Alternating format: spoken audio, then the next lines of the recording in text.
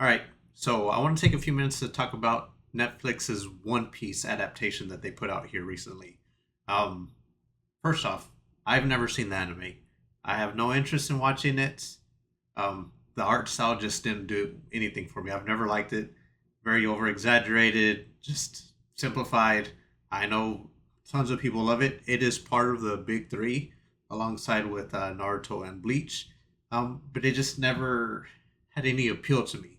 Um, that being said, uh, right before the adaptation dropped, Netflix started putting out some trailers and some promotional stuff. Interviews with the cast, and that piqued my interest. It looked fun. It sounded like everyone involved really loved the source material, um, and loved the series as a whole. But the work that they did, and I have to say, it shows. I absolutely loved it. It's I believe 8 episodes, around 45 minutes to an hour long each episode, and I I can't say enough how this could be. Well, let me rewind. This could be the turning point for live action anime adaptations. There's been some tries in the past. Some have succeeded to a certain extent, but overall, it's been kind of a failure in general. Um, a lot of anime fans aren't interested in seeing a live adaptation of whatever. They have flashbacks to Dragon Ball Evolution. It rarely works, and I think it's because the studios just haven't nailed it. And anyone who's been watching movies that loves comic books or video games, we know how it used to be in the past with comic book movies and how they are now. Comic book movies are very, for the most part, super profitable. They tell good stories. Um, Video game adaptations are barely hitting that mark. The live action version of The Last of Us, the Uncharted movie was pretty solid, but there's still some misses as well. You look at the Halo. A lot of people didn't like the Halo series, but I believe we're at a turning point with video game movie or live action adaptations. And that being said, I think we're at the cusp of that potential with anime. Um, just yeah, everyone's going to be protective of their favorite series. Anime doesn't have a wide net to draw from. Usually, it's just one story, um, and there's moments in anime that just doesn't translate well into live action. And the reason I say all this is because Netflix put out um, what's the show? Cowboy Bebop, a few months back, if not a year or two ago, and it didn't do so well. I watched it; it was fine. I love the anime, but I'm very forgiving when it comes to stuff like this. Um, a lot of people aren't. A lot of people are, like I said, they're super protective of their property. And One Piece has one of the biggest fan bases out there. It has, I think it's around 1,000, if not more, episodes going. The manga's been going for 15 to 20 years. It's still going to this day. I believe they said that Oda, the creator, plans on finishing it in 24 or 25. So in the next few years, he wants to finish it. So this is a big property, and for Netflix to try to put something out when they dropped the ball on Cowboy Bebop was pretty brave. And I can't say enough of how much I love this series. And what it scares me now, before I get into that, this series was fun. Like I said, uh, it was easy to follow. And it had its cheesy moments, but it had heart, and you can see it, you could feel it. It's one of those feelings that I've gotten with a bunch of cult classic, movies and TV shows. It's something, regardless of where it goes from here. This first season hit the mark, and I know some websites were bashing it for being too close to the source material, And I don't get how these websites want to, in one article, say they, series strayed too far from the original, and then the very next article saying, oh, it was too close to the original. A lot of these websites kind of, depending on who's writing the article, they just don't know what the fuck they're talking about for the most part. They're just putting shit out there to get clicks. And I hate that it's like that. The few One Piece fans that I know about or that I, follow through other means because they, like Bleach or Naruto, they liked this first season. And that says a lot because if you're willing as a fan to give these creators some leeway, as long as they're, giving you something back, trying to stay close to the source material, you're going to have a hit. These people, like I said, I have no interest in the One Piece anime or reading the manga. But after watching this first season, I might pick up reading it. I've looked into maybe watching some abridged stuff as far as the anime goes. Now I'm willing to give it a chance, which is huge. Um, that's what live action anime should do because I watch a lot of anime. I'm not one of these younger anime fans that my series is the best and there's nothing better. Everything else sucks. The animation sucks. Blah blah blah. That shit's just annoying. It's old. Because real die-hard anime fans, people that have been watching anime for decades, we know where we started out to where we are now. We were lucky to see, you know, a season of our favorite anime back then, which was Dragon Ball Z. And now there's apps dedicated to anime. So it's amazing how far we've come. We enjoy different animes. That's the whole point of being an anime fan. My favorite of all time is Bleach. I've said that before. Is it the best anime out there? No, it's not. Everyone you talk to, or not everyone, so many people you talk to, if you ask them what their favorite or the best anime, they'll say Cowboy Bebop, Full Metal Alchemist Brotherhood, Attack on Titan, Demon Slayer. There's a bunch of anime out there that is good, and there's some that's less popular, but it's still solid.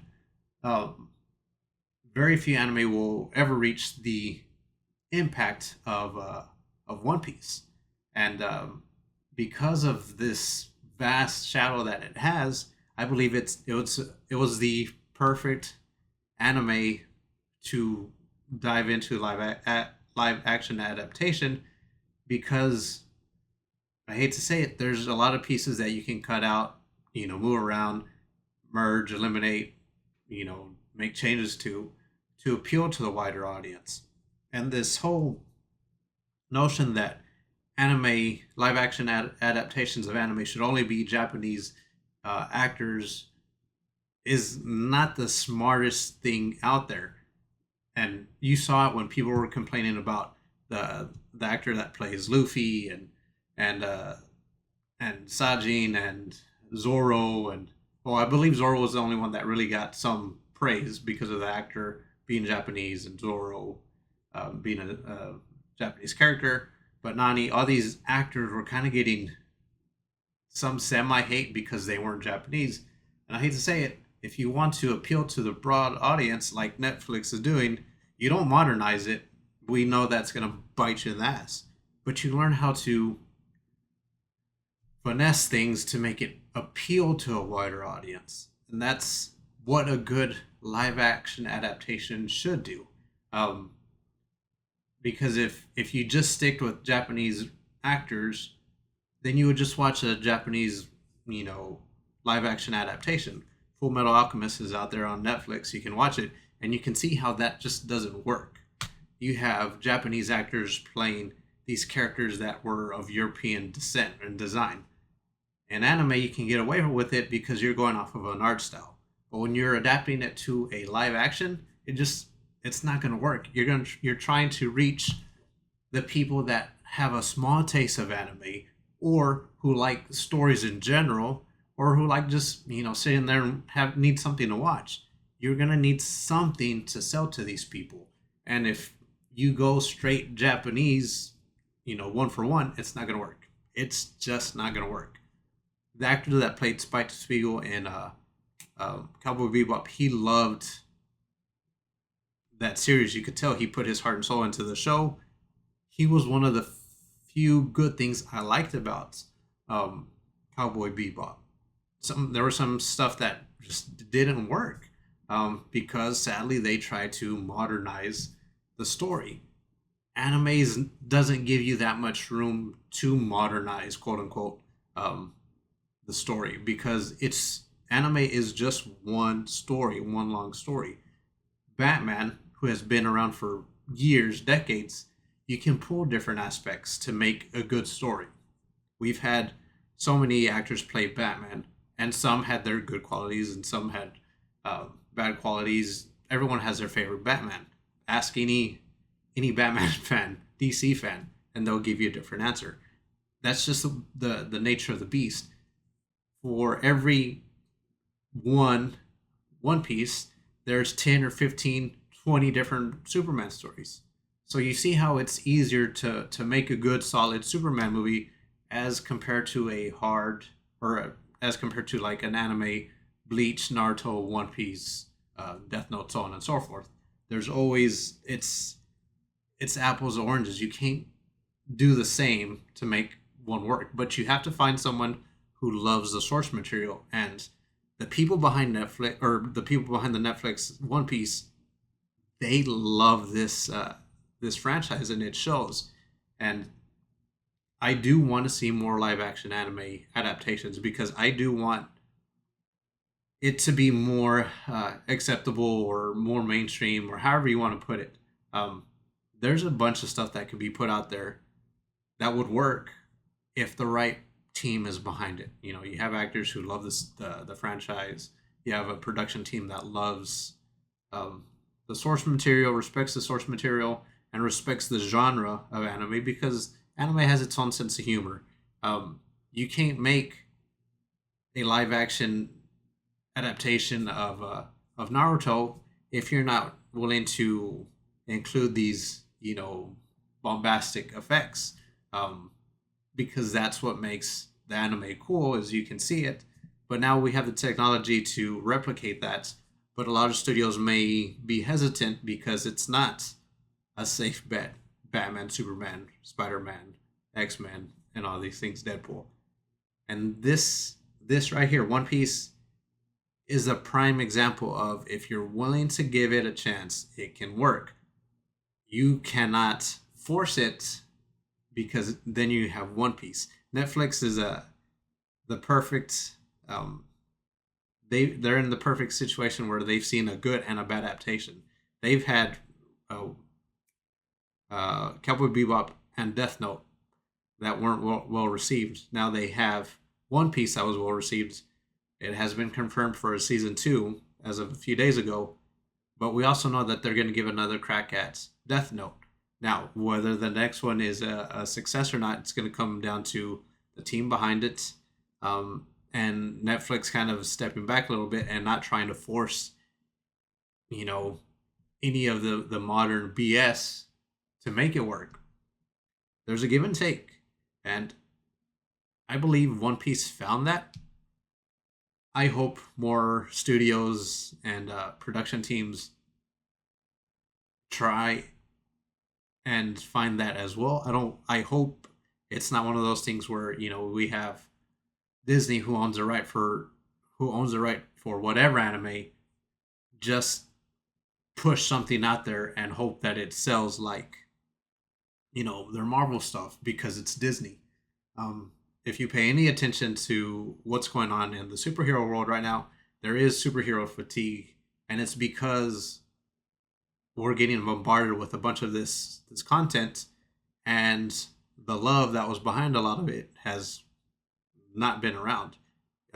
It became less of an event and more of a product, which sucks, but that's what these big companies do. Um, so I don't know what's going to be next. I hope the next live action adaptation of whatever anime um, really takes a step back and does right by old fans, new fans, and potential new fans. And when I say old and new, I mean like One Piece. Outside of the main characters, I can't tell you much. Um, I know very little about it. I respect the property. I know how important it is. It's never been for me. It's never been a thing I was interested until now. This live adaptation of Netflix, or this live adaptation of One Piece really sold me on the property, and that's the thing I believe these studios and production teams need to do when they put out, you know, this type of content, because there's a shit ton of anime out there. So much anime that studios are going to start buying up properties left and right, just like they did with comic books in the early 2000s, just so they could have that property under their banner so they can put it out. Um, that's scary, but at the same time, it's exciting. PlayStation developed a production studio to help this type of thing go into the right direction. Um, you've seen how many video game properties that have been made into live action. They just didn't do well. At least Sony figured out, hey, let's put a team together to kind of shepherd whatever we want with our properties, because Sony and PlayStation have a ton of potential properties that can do some good numbers if they play it right. We had Twisted Metal come out a few months ago. Dumb, fun show. I enjoyed it. It was a little slow, but it was a fun show, and I believe it did the franchise justice. The Last of Us, everybody was talking about it when it was coming out. That's a good sign. It was on HBO with the Sony PlayStation production team behind it. We're getting another season, probably another 2 seasons after all this strike shit gets over with. That's a good thing. Amazon is going to have God of War.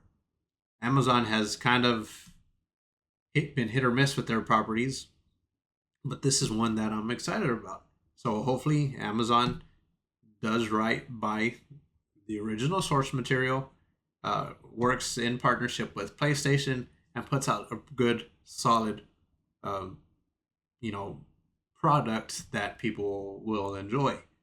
I say all of this because anime is the next step. We've they've figured out how to make good comic book movies and TV shows. They're barely learning how to do the same with video games. I'm super excited for the next Mortal Kombat. The Mortal Kombat game just came out, and I know they're working on the next Mortal Kombat movie. I can't wait to see that.